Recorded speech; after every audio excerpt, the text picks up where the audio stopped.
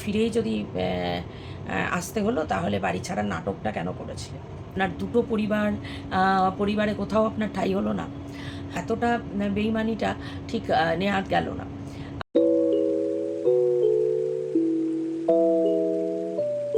Good evening বন্ধুরা। কেমন আছো সবাই? আশা করি সবাই সুস্থ আছো, ভালো আছো। আর যে যেখানে আছো, ঈশ্বরের কৃপায় নিরাপদে আছো। গুড ইভিনিং বললাম কারণ এখন 3:08 বাজে, সেই জন্যই বললাম। গুড আফটারনুন না বলে গুড ইভিনিংই বললাম, কারণ এগুলো নিয়েও তো আবার হবে টাইম মেনশান করলে।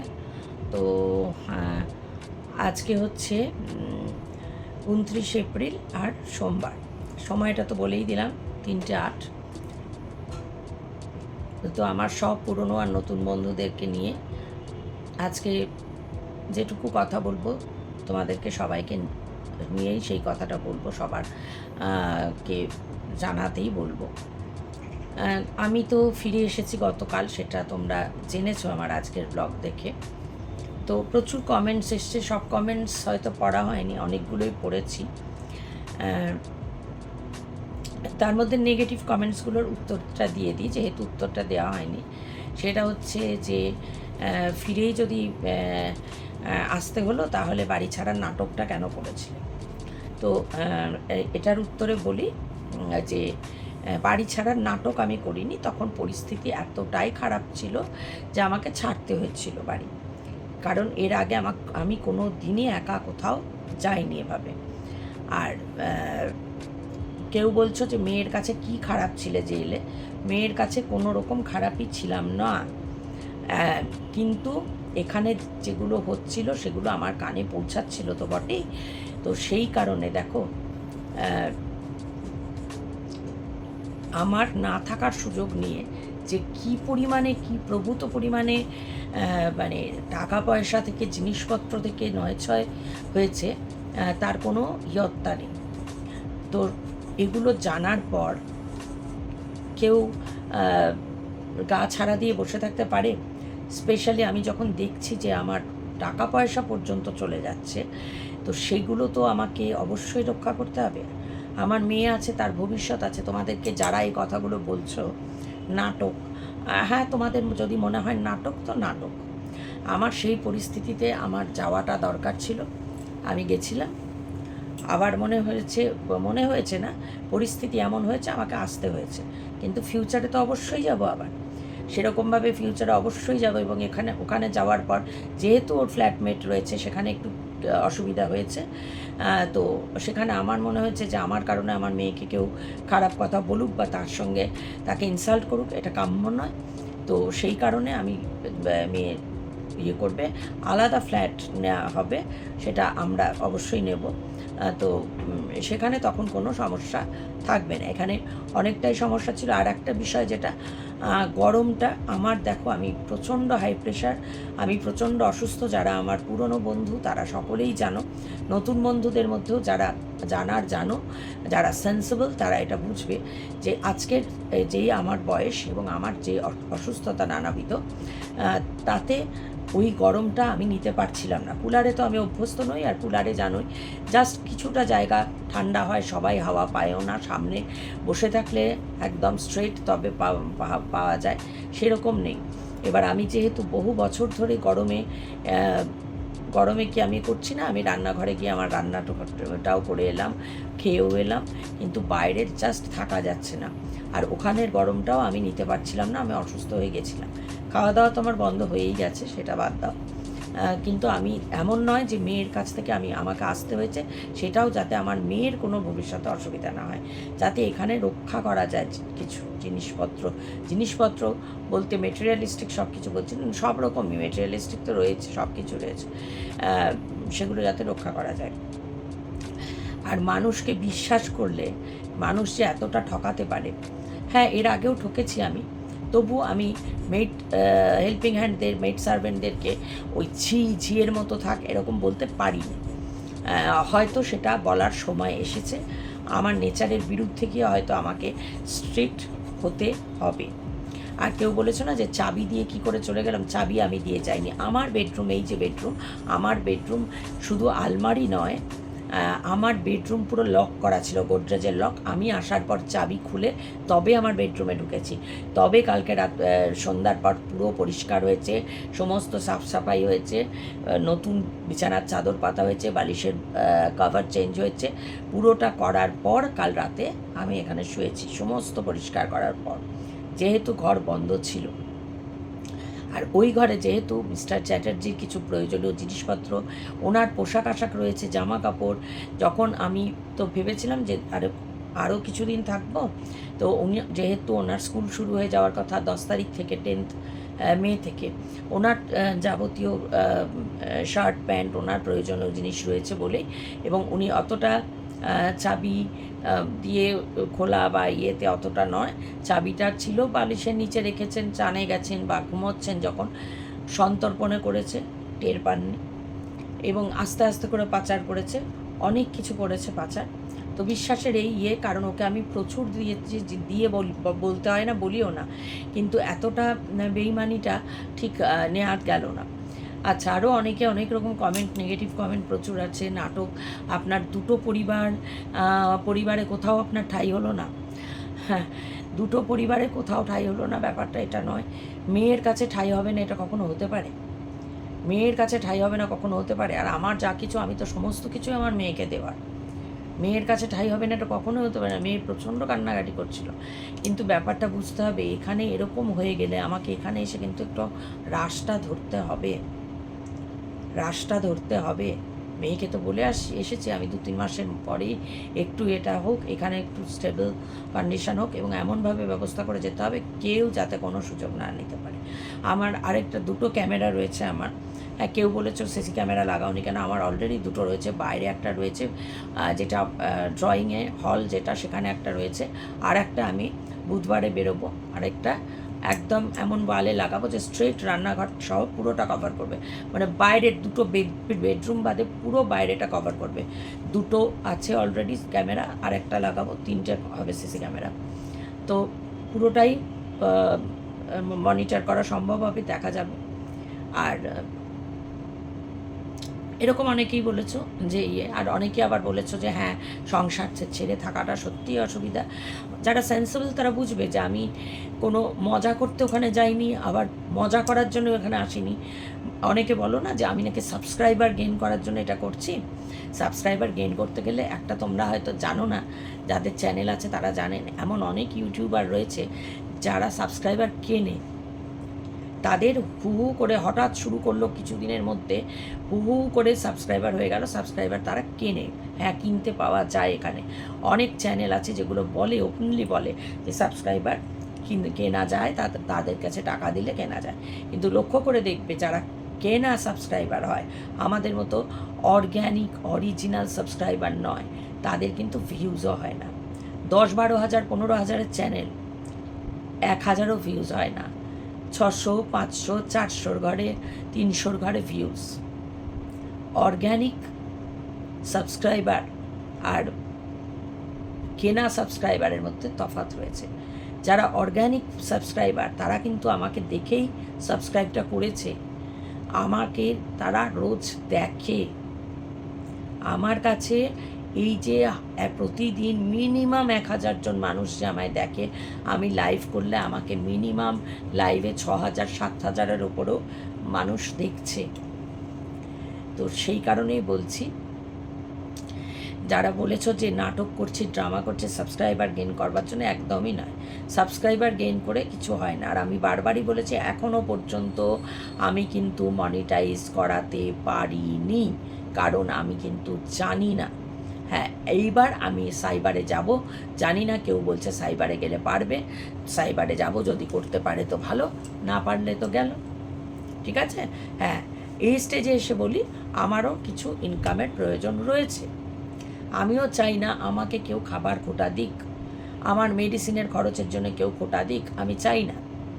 আমি চাই আমার যেটুকু খাবার, আমার যেটুকু মেডিসিন, সেটা আমার টাকাতেই যেন হয়ে যায়। যদিও আমি নিজে আর্ন না করলেও আমার যেটুকু রয়েছে সেটা আমি কিন্তু চাইলেই করতে পারি, কিন্তু আমি কেন করি না? আমি আমার সন্তানের কথা ভেবে করি না, কারণ আমি চাই সেটা সবটা তার কাছে যাক, একজন মা হিসাবে আমার একমাত্র সন্তান, সে যাতে সব কিছু পায়, তার কোনোভাবে ডিপ্রাইভ না হয়, অন্তত আমার দিক থেকে সে যাতে ডিপ্রাইভ না হয়, সেইটা আমি সব সময় খেয়াল রাখি। আর এখানে যারা চিন্তিত হয়েছ তাদেরকে বলি যে চিন্তা করো না, অলরেডি কালকে ঢোকার পর বাড়িতে শুরু হয়ে গেছে। যে ড্রামাটা করছিলেন সেটা ড্রামা, আমি জানতাম। আমি সেই ড্রামার জন্য আসিনি কখনোই। আমি এসেছি আমার এই তছনছ মোচ্ছব মানে একদিন দুদিন অন্তর 2,000-3,000 টাকার বাজার শেষ, এগুলোকে আটকানোর জন্য আসতে হয়েছে আমাকে, এগুলোর জন্য আসতে হয়েছে। আর আরেকটা ক্লিয়ার করে দিয়ে, অবশ্যই তোমরা চিন্তিত, আমি সাবধানে রয়েছি। দেখো আমি আমার ঘরেই থাকছি, বেশিরভাগ সময় ঘর বন্ধ। আর পরিষ্কার করে বলে দিয়েছে আমি এবার রুখে দাঁড়াবো, সেই মেন্টালিটিটাই নিয়েছি, তৈরি করে ফেলেছি নিজেকে, তৈরি করেছি। যে পরিস্থিতিতে আমাকে বাড়ি থেকে পালিয়ে যেতে হয়েছিল, সেটা কখনোই কাঙ্ক্ষিত ছিল না আমার কাছে। তাই জন্য আজকের ডেটে দাঁড়িয়ে আমি অবশ্যই শক্ত হয়েছি এবং শ্রীরামকৃষ্ণদেবের কথাটা অনুসরণ করব। ছোবল দিও না, কিন্তু ফোর্স করো। আমি পরিষ্কার বলে দিয়েছি, আমাকে শুরু করে দিয়েছেন অলরেডি যা বলা। আমি পরিষ্কার বলে দিয়েছি, এটা আমার বাড়ি, আমি থাকবো আমার মতন করে, আমার শর্তে। আমার যখন ইচ্ছে হবে বাইরে যাবার, আমি যাব, আমি আমার মতো করে বাঁচব। ফার্দার যদি কোনো অ্যাবিউসিভ ল্যাঙ্গুয়েজ বা মারার চেষ্টা হয়, আমি তাহলে লাঠি দিয়ে মেরে হাত পা ভেঙে ফেলে রাখবো, জাস্ট হাত পা ভেঙে ফেলে রাখবো। চুপ, সঙ্গে সঙ্গে চুপ হয়ে গেছে, যে একটা কথাও আমি শুনতে চাই না। যার বাবা, ভাই, বোন, কোনো রিলেটিভস যাকে দেখতে চায় না, পরিষ্কার বলে দেয় আমাদের কাছে যেন না আসে, আমাদের কাছে কোনো জায়গা নেই, আমরা রাখবো না, যেখানে পরিষ্কার বলে দেয়। তারপরে যেখানে আমি সারা জীবন দেখে আসছি আমাকে মারধর করবে, চুপচাপ এত বছর সহ্য করেছে, আর নয়, এনাফ ইজ এনাফ, পরিষ্কার বলে দিয়েছি। যার কোথাও যাওয়ার জায়গা নেই, এখানেই যখন থাকতে হবে, আমার বাড়িতে থাকতে গেলে আমার মতো করেই থাকতে হবে। তুমি তোমার মতো করে থাকো, তোমাকে আমি কোনো কিছুতে বাধা দিচ্ছি না। তোমার যা খেতে ইচ্ছে হচ্ছে তুমি খাচ্ছ, তুমি রিঙ্কুকে নিয়ে বেড়াতে যাচ্ছ, ভালো কথা, এখানে যাচ্ছ ওখানে যাচ্ছ, তুমি থাকো, তুমি তোমার মেয়েটকে নিয়ে মাথায় নিয়ে রেখে থাকো তুমি তোমার মতো। আমার কোনো ব্যাপার নেই, আমার কোনো মাথা ব্যথা নেই তাতে, কিন্তু আমাকে আমার মতো থাকতে দাও। আমি আমার মতো করে বাঁচব এখন থেকে। আমার যেটা ইচ্ছে করবে আমি সেটা করব। আমার যেদিন বেরোতে ইচ্ছে করবে আমি সেদিন বেরোবো। আমার 15 দিন যদি মনে হয় আমি একটানা ঘরে বসে থাকবো, আমার যদি মনে হয় পর 5 দিন আমি বেরোবো, আমার যদি মনে হয় আমি মুভি দেখতে যাব, আমার যদি মনে হয় আমি মলে যাব, আমার যদি মনে হয় আমি এখানে যাব ওখানে যাব, আমি যাব। And you are nobody to tell me anything, any abusive language or anything. আর সে আমাকে আটকাতেও পারে না আমার স্বাধীন জীবনযাপনের জন্য।